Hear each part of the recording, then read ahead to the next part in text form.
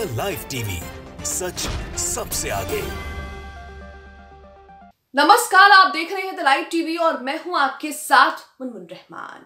Hamas ने Gaza में Israeli सैनिकों पर कहर बरपा रखा है और यही वजह है कि अब नेतन्याहू सीज फायर पर जोर दे रहे हैं, समझौते पर जोर दे रहे हैं। लेकिन हमास ने नेतन्याहू के इस प्रस्ताव को ठुकरा दिया है और नेतन्याहू को एक बड़ा झटका दिया है। इजराइल के प्रधानमंत्री नेतन्याहू जिस तरह से लगातार जंग में पानी की तरह पैसा बहा रहे हैं, उससे इजराइल की अर्थव्यवस्था पर भारी चोट पड़ रही है, जिससे नेतन्याहू को आखिरकार हमास के आगे फिर एक बार जो है वो झुकना पड़ता है और सीज फायर के लिए जो है वो कहना पड़ता है। लेकिन यहाँ पर हमास ने साफ इनकार कर दिया है सीज फायर से। हमास ने क्यों इनकार किया है, इजराइल ने क्या शर्तें रखी थी, हमास ने क्या शर्तें रखी थी, ये सब आपको विस्तार से बताएंगे। आप अपनी स्क्रीन पर प्रेस टीवी का ट्वीट देख रहे हैं जिसमें जानकारी देते हुए बताया है कि फिलिस्तीनी लोग अस्थायी युद्ध विराम नहीं बल्कि जायोनी आक्रमण का पूर्ण अंत स्वीकार करेंगे। यानी कि यहां पर हमास ने कहा है कि फिलिस्तीनी लोग सीज फायर नहीं बल्कि इजरायली यहूदी सैनिकों का पूरी तरह से अंत जो है वो करना चाहते हैं, उसको स्वीकार करेंगे सीज फायर के बजाय। तो यहां पर हमास का साफ साफ कहना है और साफ साफ चेतावनी इजराइल को है कि हम सीज फायर से ज्यादा जो है वो तुम लोगों का अंत करना जो है वो स्वीकार करेंगे। इसी के साथ यहाँ पर एक और ट्वीट प्रेस टीवी का जिसमें लिखा है कि प्रतिरोध उन संघर्ष विराम प्रस्तावों का जवाब नहीं देगा जो फिलिस्तीनियों की आकांक्षा को ध्यान में नहीं रखते हैं। यानी कि यहाँ पर इनका कहना है कि जिस प्रस्ताव में फिलिस्तीनियों की जो भी इच्छाएं हैं और जो भी उनकी शर्तें हैं उनका ध्यान नहीं रखा जाएगा, उस प्रस्ताव को ये लोग जो है वो उस प्रस्ताव को नहीं समझेंगे, ना ही उस प्रस्ताव को जो है वो अपनाएंगे। तो यहाँ पर आप देख रहे हैं कि दोनों के बीच समझौता होते होते जो है वो टूट गया। सीज फायर के लिए हमास ने साफ इनकार कर दिया और कहा है कि सीज फायर से तो अच्छा हम तुम लोगों का अंत कर दे। और लगातार इजरायली सैनिकों का क्या हाल हो रहा है गाजा पट्टी में, ये भी हम देख रहे हैं। इसी के साथ आप अपनी स्क्रीन पर दैनिक भास्कर का ये आर्टिकल भी देखेंगे। दैनिक भास्कर में इस पूरे समझौते, इस पूरे सीज फायर को लेकर जो है वो जो जानकारी दी है वो आपके सामने रख रहे हैं। तो यहाँ पर दैनिक भास्कर की खबर में हेडलाइन में लिखा है कि हमास ने ठुकराया इजिप्ट का प्रस्ताव, गाजा की हुकूमत छोड़ने को तैयार नहीं है।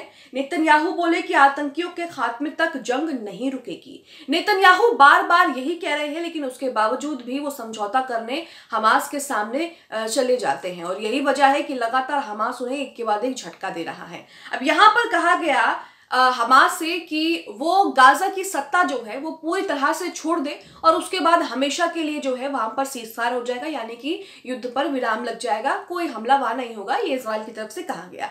लेकिन हमास ने इससे साफ इनकार कर दिया है। आगे देखिए लिखा है, इजराइल और हमास की जंग थमने का नाम नहीं ले रही है। इजराइल और हमास की जंग थमने की एक और उम्मीद को बड़ा झटका लगा है। इजरायली मीडिया रिपोर्ट्स में दावा किया गया है कि हमास ने इजिप्ट के उस प्रस्ताव को ठुकरा दिया है जिसमें कहा गया था कि अगर ये दोनों संगठन गाजा की हुकूमत किसी तीसरी ताकत को सौंप देते हैं, यानी हमास जो है वो गाजा की बागडोर किसी और के यानी कि इजराइल के हाथ में सौंप देता है, तो इजराइल परमानेंट सीज फायर कर देगा, यानी कि वहां पर युद्ध विराम लगा देगा पूर्ण तरीके से, परमानेंट तरीके से। यहाँ पर 6-7 दिनों के लिए नहीं लगा जाएगा जैसा कि पहले किया गया था। आगे लिखा है, दूसरी तरफ इजराइल के प्रधानमंत्री बेंजामिन नेतन्याहू ने गाजा का दौरा किया।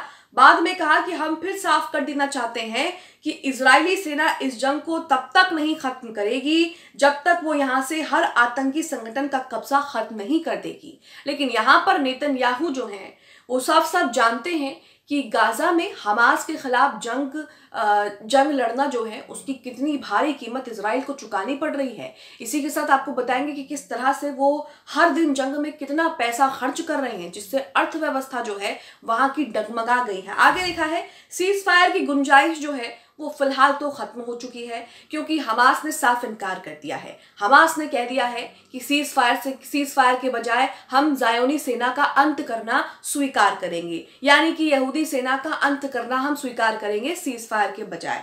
यहाँ लिखा है, इजिप्ट में कई दिनों से हमास और इजरायली अफसरों के बीच बातचीत चल रही थी। इसका मकसद गाजा में परमानेंट सीज फायर कराना था। टाइम्स ऑफ इजराइल और हेयोम अखबारों की रिपोर्ट के मुताबिक ये बातचीत नाकाम हो गई है, क्योंकि हमने आपको बताया ये हमास ने साफ इनकार कर दिया है। इजिप्ट ने हमास और इस्लामिक जिहाद के सामने प्रस्ताव रखा था कि अगर वो परमानेंट सीजफायर चाहते हैं तो शर्तें माननी होंगी। पहली, तमाम बंधकों को फौरन रिहा करना होगा।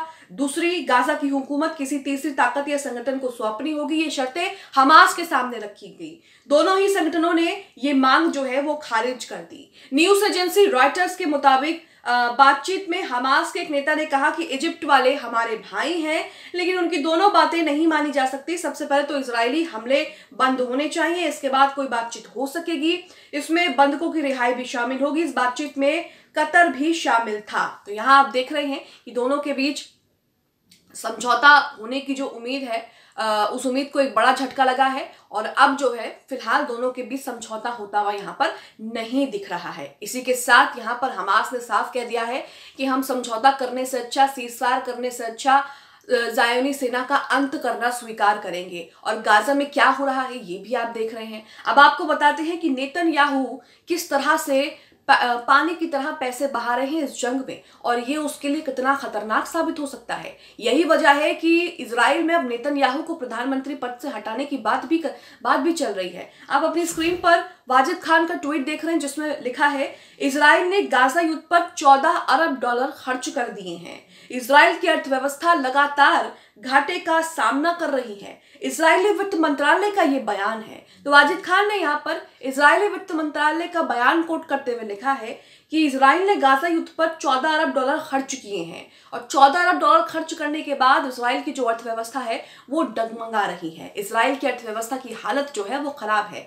वहीं लाल सागर में जिस तरह से उसके जहाजों को एक के बाद एक जब्त कर लिया गया, रोक लिया गया, और इजराइल की तरफ एक भी जहाज जाने नहीं दिया जा रहा है, ना ही इजराइल से एक भी जहाज आने दिया जा रहा है लाल सागर में, उसे लेकर भी इजराइल को काफी नुकसान हो रहा है और इससे भी उसकी अर्थव्यवस्था जो है वो डगमगा रही है। यानी कि इस जंग में सबसे ज्यादा नुकसान जो है वो इजराइल का हो रहा है। इजराइल लगातार अपने सैनिकों को गंवा रहा है, पानी की तरह पैसे खर्च कर रहा है, लेकिन उसके बावजूद भी वो एक भी लक्ष्य हासिल नहीं कर पाया है। वहीं लगातार उसके सैनिक मारे जा रहे हैं, उसका घाटा हो रहा है। अस्पतालों में सैनिकों की जो है किस तरह से लाइनें लगी हुई हैं इलाज कराने के लिए, और उसके बंधक भी हमास के कब्जे में है। इसी के साथ एक और ट्वीट वाजिद खान का, जिसमें लिखा है कि इजरायली सेना के पूर्व सेना प्रमुख डैन हेलोटिस का बयान है। इनका बयान ध्यान से सुनिए। ये कहते हैं कि हमास के खिलाफ युद्ध में इजराइल जो है वो हार गया है। अब इजराइल की सबसे बड़ी सफलता इजरायली प्रधानमंत्री नेतन्याहू को पद से हटाना है। इनके बारे में कहा जा रहा है कि ये इजरायली सेना के पूर्व सेना प्रमुख डैन हेलोटिस हैं। तो डैन हेलोटिस यहाँ पर कह रहे हैं कि हमास के सामने गाजा में इजराइल हार चुका है और इजराइल की अब सबसे बड़ी सफलता यह होगी कि वो प्रधानमंत्री नेतन्याहू को उनके पद से हटा दे, क्योंकि उनके गलत फैसलों के चलते जो है लगातार जंग बढ़ती जा रही है। नेतन्याहू लगातार कह रहे हैं कि जंग जो है वो नहीं रुकेगी, लेकिन वो अपने सैनिकों से एक बार पूछे कि उनका क्या हाल है वहां पर, वो वहां पर किस कदर जो है वो हमास के लड़ाकों के सामने बेबस हो रहे हैं और हमास के लड़ाकों के सामने टिक नहीं पा रहे, गाजा में बुरी तरह से मार खा रहे हैं, पिट रहे हैं। एक बार उनको अपने सैनिकों का हाल भी देखना चाहिए बयान देने से पहले। तो यहाँ पर आप देख रहे हैं कि दोनों के बीच समझौता फिलहाल तो नहीं होता दिख रहा है, क्योंकि हमास ने यहाँ पर साफ साफ समझौते का प्रस्ताव ठुकरा दिया और ये कह दिया है कि सीजफायर से अच्छा हम ज़ायोनी सेना का अंत स्वीकार करेंगे। इस बात से आप समझ सकते हैं कि हमास अब जो है वो आसानी से समझौता नहीं करने वाला। हमास के सामने जो शर्त रखी गई मिस्र और इजराइल की तरफ से, हमास ने उन शर्तों को भी ठुकरा दिया है और साफ कह दिया है कि जब तक इस तरह की शर्तें रहेंगी जो फिलिस्तीनियों के हक में नहीं होंगी, तब तक हम कोई भी समझौता नहीं करेंगे, कोई भी सीजफायर नहीं करेंगे। अब आप इस खबर को लेकर क्या सोचते हैं, हमें कॉमेंट बॉक्स में अपनी राय जरूर दें। द लाइव टीवी, सच सबसे आगे।